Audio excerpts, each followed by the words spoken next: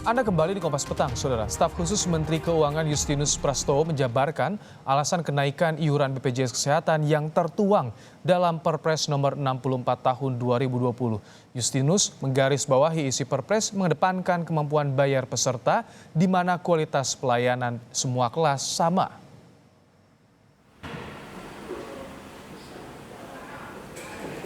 Staf khusus Menteri Keuangan Justinus Prastowo memberi penjelasan terkait kenaikan iuran BPJS yang tertuang dalam Perpres nomor 64 tahun 2020.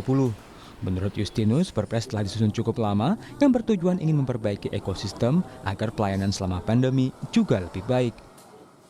Melalui akun Twitternya, Justinus menyatakan penyesuaian iuran ini dirasakan oleh peserta bukan penerima upah, ini kelompok non-karyawan yang penghasilannya bervariasi, sesuai prinsip ability to pay. Silahkan yang mampu bayar lebih tinggi, yang tak mampu silahkan ikut kelas 3. Bukankah cukup fair? Layanan medisnya sama kok. Perpres 64 tentang kenaikan iuran BPJS telah menuai gugatan dari masyarakat. Salah satunya datang dari peserta BPJS Kesehatan yang didaftarkan di Pengadilan Negeri Surabaya, Jawa Timur. Gugatan ini dilayangkan sebagai bentuk protes terhadap kebijakan kenaikan iuran BPJS Kesehatan di tengah pandemi Corona saat ini. Masyarakat dinilai lebih membutuhkan bantuan sosial maupun bantuan lainnya daripada kenaikan BPJS. Dalam Perpres nomor 64 tahun 2020 disebutkan iuran BPJS Kesehatan naik mulai 1 Juli 2020. Iuran kelas 1 dari Rp80.000 naik menjadi Rp150.000, kelas 2 dari Rp51.000 naik menjadi Rp100.000. Kelas 3 dari Rp25.500 naik menjadi Rp42.000 dengan subsidi dari pemerintah sebesar Rp16.500. Tim Liputan Kompas TV.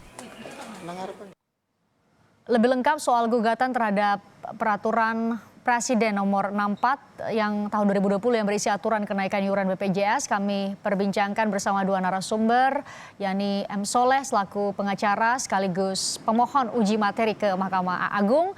Telah bergabung juga staf khusus Menteri Keuangan Justinus Prastowo. Selamat sore, Bung Justinus dan juga Bung Soleh. Selamat sore Mbak Pristian, selamat sore Pak Soleh. Karena yang baru bikin cuitan adalah Bung Justinus, saya ke Bung Justinus dulu. Jadi yang mau Anda katakan apa ability to pay? Tapi kan Anda saya lihat di akhir cuitan mengatakan bahwa layanannya sama kok. Itu yang dimaksud. Bukankah kemudian perspektifnya adalah beban yang harus dibayarkan lebih banyak, uang yang dibayarkan kan lebih banyak, tidak hanya persoalan pelayanannya saja? Baik, terima kasih Mbak Pristian. Jadi Perpres 64 2020 paradigmanya adalah membangun ekosistem jaminan sosial kesehatan. Jadi yang diperbaiki tidak sekedar struktur tarif atau iuran, tetapi juga skema kepesertaan, lalu kepatuhan mengiur dari peserta, termasuk perbaikan pelayanan kesehatan. Jadi sekaligus tiga hal itu dikerjakan. Dalam hal ini penyesuaian tarif tidak terhindarkan sebagai salah satu upaya untuk memperbaiki layanan dan menjaga kesinambungan dari pelayanan BPJS Kesehatan. Tetapi pemerintah memberikan subsidi kepada para peserta, 132 juta peserta itu digratiskan karena 42.000 per bulan itu dibayar oleh pemerintah. Itu PBI. Lalu untuk peserta pekerja atau penerima upah itu dibayar pemberi kerja dan oleh karyawan secara proporsional 4% 1%. Dan yang terakhir yang sekarang jadi polemik adalah kenaikan kelas 1 menjadi 150.000, kelas 2 menjadi 100.000 dan kelas 3 42.000 rupiah itu. Itu kan penjelasan teknis dan telah tentu didasari oleh kajian yang komprehensif. Yang menjadi masalah tadi yang saya katakan, Bu Justinus, persoalan beban bayarnya atau iuran yang harus dibayarkan jadi lebih besar. Itu satu. Yang kedua adalah kenapa saat ini, kenapa akan berlaku 1 Juli yang saat ini pandemi atau COVID-19 tidak ada yang tahu mau berakhir kapan, beban masyarakat begitu besar. Iya, baik. Terima kasih. Soal beban, justru untuk peserta yang tidak mampu membayar di kelas 1 dan kelas 2, itu silahkan untuk menggunakan kelas 3, membayar sama dengan sebelumnya, 25.500 Mbak. karena pemerintah menyubsidi sebesar 16.500. Ini juga fakta, berdasarkan data di BPJS, terdapat 21 juta peserta di kelompok ini, dan defisit selama setahun itu mencapai 27 triliun. Padahal tadi kelompok PBI dan kelompok pekerja itu surplus, kelompok peserta mandiri itu mengalami defisit. Nah, ini yang ingin ditingkatkan. Maka bagi yang tidak mampu, tetap berhak mendapat layanan, silahkan masuk kelas 3 dengan layanan medis yang sama. Pemerintah juga menyubsidi. Lalu kenapa kok yang kelas 1, kelas 2 itu dinaikkan? Itu untuk menyesuaikan dengan biaya. Itu masih jauh di bawah biaya aktuaria yang dihitung oleh aktuaris. Dan supaya fair dengan pekerja, Mbak. Pekerja itu kan 5% dikalikan ceilingnya 12 juta rupiah per bulan. Artinya satu pekerja itu sebenarnya menanggung premi sebesar 600.000 rupiah. Atau kalau dia UMR 4 juta, dia membayar sekitar 200.000 rupiah. Nah, ini demi fairness, pekerja membayar sudah relatif tinggi selama ini, dan mereka cukup patuh, bahkan surplus. Ini untuk kelompok peserta mandiri diharapkan juga sama. Itu yang dilakukan pemerintah supaya fairness-nya terjaga, layanannya berkesinambungan, dan tetap diakomodir dengan subsidi tadi. Bung Justinus, saya coba sederhanakan. Kalau didengarkan kan dari paparan Anda, berarti yang disasar adalah penerima bukan pekerja, mereka supaya terjadi fairness tadi. Tapi bukankah saat ini konteksnya yang terdampak itu adalah mereka yang tidak bukan pekerja begitu? Yang terdampak adalah mereka UMKM, penerima mandiri dalam istilah BPJS. Mereka tengah susah, Mas Justinus, Bung Justinus. Mereka betul, pemerintah berempati, berbela rasa dengan mereka, maka disediakan layanan kelas 3 yang bersubsidi, Mbak. Hanya 25.500. Nah, bagi yang mampu, karena prinsip BPJS ini kan kegotong royongan, yang mampu silahkan didorong untuk ikut kelas 1, kelas 2, supaya bisa menyubsidi atau membantu sesama yang kurang mampu. Ini konsep dari jaminan sosial kita sebenarnya. Oke, kita ke Bung Soleh. Bung Soleh, setelah mendengarkan penjelasan dari Bung Justinus, akan seperti apa nanti objek permohonan uji materi yang Anda ajukan ke Mahkamah Agung melalui Pengadilan Negeri di Surabaya, betul ya? Pertama, saya sebagai kuasa hukum pemohonnya adalah Kusnan Hadi. Kusnan Hadi ini untuk Perpres 5 tahun 2019 juga sudah mengajukan yang dikabulkan oleh Mahkamah Agung. Dan harus diketahui oleh publik, sebelum saya bicara soal gugatan ini, bahwa BPJS itu kepesertaannya wajib. Berbeda dengan asuransi swasta. Saya mau ikut asuransi A, B, terserah saya. Kalau untuk BPJS, seluruh penduduk, seluruh warga negara itu wajib. Meskipun seperti saya sebagai seorang lawyer punya asuransi swasta, tetap wajib ikut BPJS. Nah, ketika saya sakit tentu tidak mau dong saya ikut BPJS nanti, toh saya sudah ikut swasta kan gitu. Jadi agak berbeda kalau ini disamakan dengan asuransi swasta. Itu yang pertama.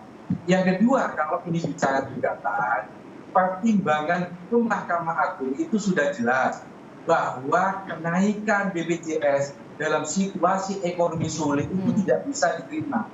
Artinya tidak ada keadilan buat masyarakat.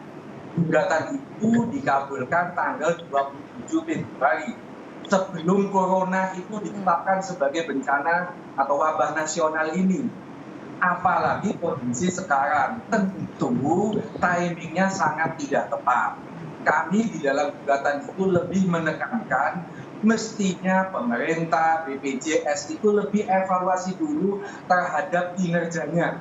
Apakah kinerjanya itu sudah memuaskan bagi teman-teman peserta atau tidak? Faktanya banyak keluhan. Saya kasih contoh misalnya, kalau saya ikut asuransi swasta, ketika saya sakit, saya tinggal menghubungi agent. Maka semua proses administrasi itu adalah agent. Bukan saya sebagai yang sakit. Berbeda dengan BPJS. Dia datang sendiri di rumah sakit, kadang dipersulit, yang rujukannya belum ada. Mau tidak mau ditolak, nggak ada itu peranan BPJS untuk membantu. Mestinya kita sudah teriak dari dulu, setiap rumah sakit itu harus ada orang-orang BPJS yang dia mengadvokasi peserta BPJS yang mengalami persoalan-persoalan dengan rumah sakit. Faktanya nggak ada. Mau dinaikkan berapapun, kalau modelnya masih seperti ini, tetap itu merugikan bagi peserta. Apalagi dengan kenaikan, tentu ini sangat merugikan. Ini yang pertama. Yang kedua, di dalam putusan Mahkamah Agung itu yang ditolak itu kenaikan kelas 1, kelas 2, kelas 3. Tidak ada perkecualian memberikan ruang kepada pemerintah. Ya sudah, kelas 3 jangan kamu naikkan, kelas 2, kelas 1 aja yang kamu naikkan. Tidak ada, semuanya ditolak.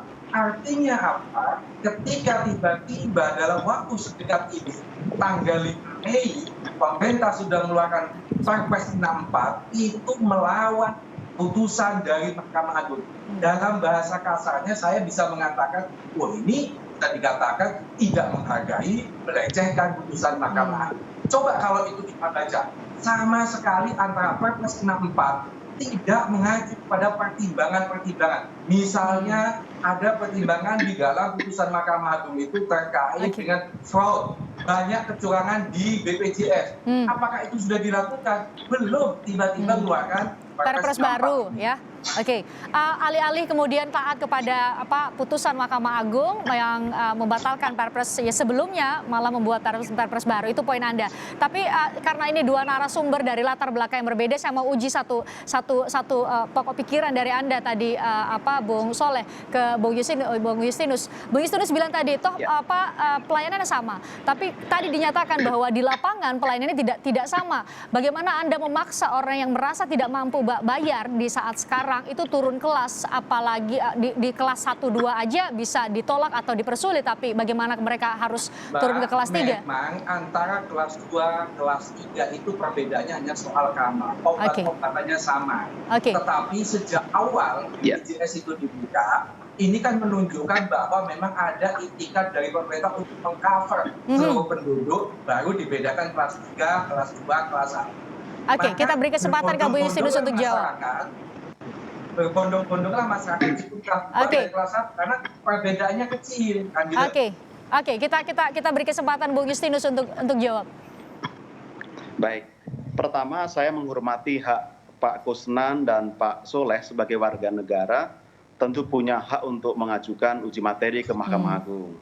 Yang kedua, pemerintah memang wajib menjalankan perintah MA itu paling lama 90 hari, Mbak. Jadi harus ada Perpres baru. Nah, kalau kami mendalami, ini penafsiran pemerintah, kami mendalami kenaikan itu bukan dilarang tetapi kondisional. Sepanjang kondisi dan prasyarat terpenuhi, kenaikan itu boleh. Yang pertama, audit BPKP yang juga dirujuk oleh putusan MA menunjukkan kontribusi fraud itu hanya 1% dari total problem di BPJS. Problem paling besar adalah kepesertaan dan iuran. Maka di sini yang diperbaiki. Pemerintah berkomitmen memperbaiki kepesertaan, maka tadi ditambah dari 96 juta menjadi 132 juta peserta yang digratiskan PBI. Lalu perbaikan struktur untuk karyawan itu ditingkatkan ceilingnya dari 8 juta menjadi 12 juta supaya proporsional. Dan yang ketiga tadi perbaikan untuk kelompok pekerja mandiri. Kenapa? Karena ternyata tingkat kepatuhan pekerja mandiri itu baru 50% tadi. Yang problem adalah tunggaan. Nah, yang baru dari Perpres ini adalah supaya semua mendapatkan coverage, maka yang menunggak itu diputihkan, Mbak. Denda sangat diperlunak, hanya cukup membayar 6 bulan, tidak perlu membayar bertahun-tahun sampai berapa lama dia nunggak. Supaya apa? Supaya mereka bisa aktif kembali dan mendapatkan layanan. Jadi itu sebenarnya concern pemerintah. Memang kita ada dalam kondisi dilema. Satu, sustainability. Satu, memberikan layanan yang baik. Keduanya kan saling berkaitan. Untuk itu, kenapa dirancang seperti ini? Sekedar supaya ini sustain dan pemerintah memastikan semua bisa tercover. Kalau kita hitung untung rugi, dengan skema baru, pemerintah menanggung subsidi lebih besar, Mbak. Karena menambah subsidi untuk kelas 3 pekerja mandiri tadi, peserta mandiri tadi. Apakah ini, Bung Justinus, maaf saya potong, apakah ini adalah tafsir dari frasa putusan Mahkamah Agung yang bilang bahwa butuh untuk BPJS perlu untuk memperbaiki manajemen tata kelola? Itu yang Anda maksud tadi, beberapa poin yang Anda maksud tadi? Iya, jadi memang dengan komitmen memperbaiki layanan kesehatan, itu kan komitmen memperbaiki BPJS-nya. Lalu kepesertaan diperbaiki, ada law enforcement yang tidak membayar juga ditagih. Itu kan kemarin ada kesulitan di sana. termasuk subsidi pemerintah, itu dihitung kurang lebih akan 81 triliun rupiah, Mbak. Lebih besar Jadi ya, lebih besar. dibanding yang telah diberikan, lebih Oke. besar sebenarnya. Oke, Jadi Bung Soleh. ini tidak ada pikiran untung rugi. Bung Soleh tuh lebih besar malah justru tanggung ya apa yang ditanggung oleh pemerintah ketimbang dengan peraturan sebelumnya, Bung Soleh. Mbak, yang membuat asuransi sosial BPJS itu adalah pemerintah. Menurut saya ini kesalahan sejak awal, alih-alih tujuannya baik, tapi tiba-tiba antara pemasukan dengan pengeluaran banyak peserta yang dianggap nakal sehingga itu menjadi tekor. Nah, ketika itu tekor, bebannya dikembalikan kepada peserta. Mestinya yang nakal-nakal keluarkan. Mestinya kan begitu. Tapi itu tidak bisa karena pemerintah kejebak dengan aturannya sendiri bahwa BPJS itu pesertanya wajib. Wajibnya itu seluruh penduduk, tidak hanya satu. Kalau saya ikut, maka istri ikut, anak semua wajib ikut. Meskipun anak saya tidak pernah sakit. Nah itu loh. Nah saya melihat ini keluar, kita tidak bicara hukum. Ini keluar dari peserta. Saya kasih contoh, BPJS oleh peserta itu dianggap dalam bahasa kasarnya hanya juru tagih, tukang pala. Ketika ada problem sakit, mana pernah tahu BPJS kepada peserta? Mana pernah ada empati? Saya kasih contoh, minggu lalu di Surabaya ada seorang pasien BPJS meninggal hanya karena dia punya sakit kanker, ditolak oleh rumah sakit karena rumah sakit ini rujukan COVID-19. Baik, Bung Soleh. Dia harus pindah ke rumah sakit satunya lagi, dia diwajibkan ikut rapid test. Gayanya 700.000, dia nggak punya uang. Meninggal itu pasien. Mana peran Jadi BPJS? tataran Nggak tahu soal kayak gitu. ya di lapangan kemudian ada perbedaan dari tujuan besar yang dibuat untuk menghadirkan jaminan kesehatan buat masyarakat. Masih bergulir, kami tunggu bagaimana materi permohonan uji materi di Mahkamah Agung yang akan Anda ajukan atau sudah Anda ajukan. Terima kasih Bung Justinus sudah bergabung bersama kami. Bung Soleh juga terima kasih. Nanti kita berbincang lagi di lain kesempatan.